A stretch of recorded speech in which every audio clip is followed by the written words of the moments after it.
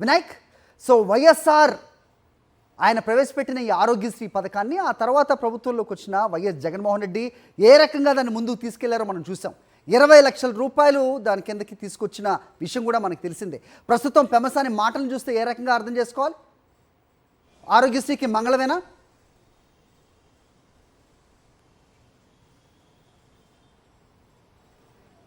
నిజంగా చెప్పుకోవాలంటే ఆరోగ్యశ్రీకి మంగళం పాడే విధంగానే ఈ ప్రభుత్వం ఆలోచన ఉన్నట్లుగానే తెలుస్తుంది. ఎందుకంటే కేంద్ర మంత్రి పెమ్మసాని మాట్లాడిన మాటలు తీవ్రస్థాయిలో కలకలం రేపుతున్నాయని చెప్పుకోవాలి. ఎందుకంటే ఆరోగ్యశ్రీ చికిత్స నిర్వహించడానికి అంటే ఆరోగ్యశ్రీ ట్రస్ట్ వద్ద డబ్బులు లేవు, ఆరోగ్యశ్రీకి సరిగ్గా డబ్బులు చెల్లించట్లేదు.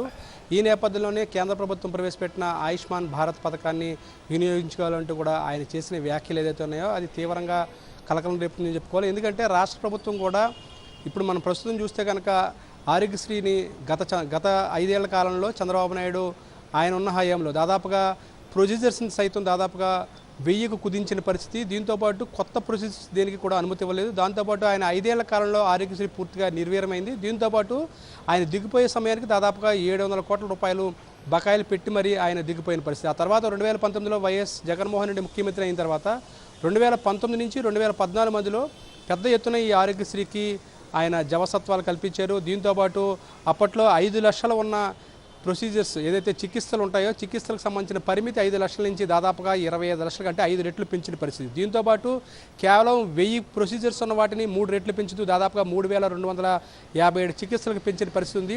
ఈ నేపథ్యంలోనే గడిచిన 5 ఏళ్ళుగా చూసుకుంటే కనుక ఆరోగ్యశ్రీ ద్వారా దాదాపుగా 70 లక్షల మందికి పైగా నిరుపేదలకు సుమారుగా 15,000 కోట్ల రూపాయలను గత ప్రభుత్వం ఖర్చు చేసింది. కానీ ఈ ప్రభుత్వం వచ్చిన తర్వాత మళ్ళీ ఆరోగ్యశ్రీని ఏ విధంగా నిర్వీర్యం చేయాలనేది కుట్రలుగా ఇక్కడ ఈ వ్యాఖ్యల కింద కనిపిస్తుంది. ఈ నేపథ్యంలో ఆరోగ్యశ్రీకి కూడా మంగళం పాడబోతున్నట్టు తెలుస్తుంది. మరోవైపున బీమా పథకాన్ని కూడా కొత్తగా తెర మీదకు తీసుకొచ్చే ఆలోచన కూడా ప్రభుత్వం చేయబోతున్నట్టుగా తెలుస్తుంది. దీనికి సంబంధించి కూడా అసెంబ్లీ సమావేశాల్లోనే చంద్రబాబు నాయుడు కూడా ఆరోగ్యశ్రీ మీద కొన్ని కామెంట్లు చేయడం జరిగింది. దీంతోపాటు ఆయన దీనికి సంబంధించి కూడా బీమా పథకాన్ని ప్రవేశపెట్టాలన్న ఆలోచన ఉన్నట్లు కూడా అధికారులతో చర్చించినట్టు తెలుస్తుంది. వైద్య శాఖ మీద ఆయన సమీక్ష చేసిన సందర్భంగా బీమా పథకాన్ని కొత్తగా తెర మీద తీసుకురావడం ద్వారా ఆరోగ్యశ్రీ పథకాన్ని పూర్తిగా మంగళం పాడే విధంగానే ఈ ప్రభుత్వం ఆలోచన చేస్తుందని తెలుస్తుంది. హరి, అయితే దీనిలో లోపం అంటే ఆరోగ్యశ్రీలో కేవలం వైఎస్ఆర్ ప్రవేశపెట్టింది అనేది మొత్తం యావత్ భారతదేశానికి తెలుసు, ముఖ్యంగా ఆంధ్రప్రదేశ్ ప్రజలకు.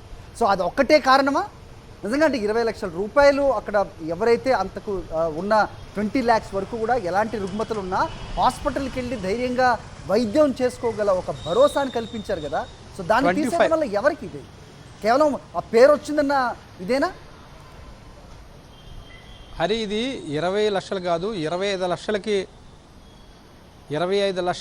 పెంచడం జరిగింది గత ప్రభుత్వం. అంటే వైఎస్ జగన్మోహన్ రెడ్డి ముఖ్యమంత్రిగా ఉన్న సమయంలో ఈ పరిమితిని 5 లక్షల నుంచి 25 లక్షలకు పెంచడం జరిగింది. అంటే దాదాపుగా 5 రెట్లు పెంచడం జరిగింది. కేవలం వైఎస్ఆర్ ఈ ఆరోగ్యశ్రీ పథకాన్ని ప్రవేశపెట్టడం ద్వారా దేశవ్యాప్తంగా కూడా ఈ పథకం ప్రాచుర్యం పొందింది. ఈ నేపథ్యంలోనే వైఎస్ఆర్ కుటుంబానికి ఎక్కడ మంచి పేరు వస్తుంది, ఈ పథకం కొనసాగినంతసేపు కూడా వైఎస్ఆర్ పేరు కానీ అదేవిధంగా వైఎస్ జగన్మోహన్ రెడ్డి పేరు కానీ చిరస్థాయిలో నిలిచిపోతుంది. ఈ నేపథ్యంలోనే ఈ ఇద్దరు పేర్లు కూడా చిరస్థాయిలో నిలిచిపోకూడదని ఒక దురుద్దేశంతో ప్రభుత్వం ఆరోగ్యశ్రీని నిర్వీర్యం చేసే దిశగానే వెళ్తున్నట్టుగా తెలుస్తుంది. ఇందులో భాగంగానే ఆరోగ్యశ్రీ ట్రస్ట్ స్థానంలో బీమా పథకాన్ని అదేవిధంగా కొత్తగా తెర మీదకి బీమా కంపెనీలతో మాట్లాడి బీమా పథకాన్ని తీసుకొచ్చే ఆలోచనతో తెలుస్తుంది. దీని మీద దాదాపుగా చూస్తే గడిచిన 5 ఏళ్లలో 15,000 కోట్ల రూపాయలు రాష్ట్ర ప్రభుత్వం వైఎస్ జగన్మోహన్ ప్రభుత్వం ఖర్చు చేసింది. కానీ అదేవిధంగా మనం చూస్తే కనుక చంద్రబాబు నాయుడు ప్రభుత్వంలో కేవలం ప్రొసీజర్స్ కూడా కేవలం 1000 లోపున ప్రొసీజర్స్ ఉన్న పరిస్థితి.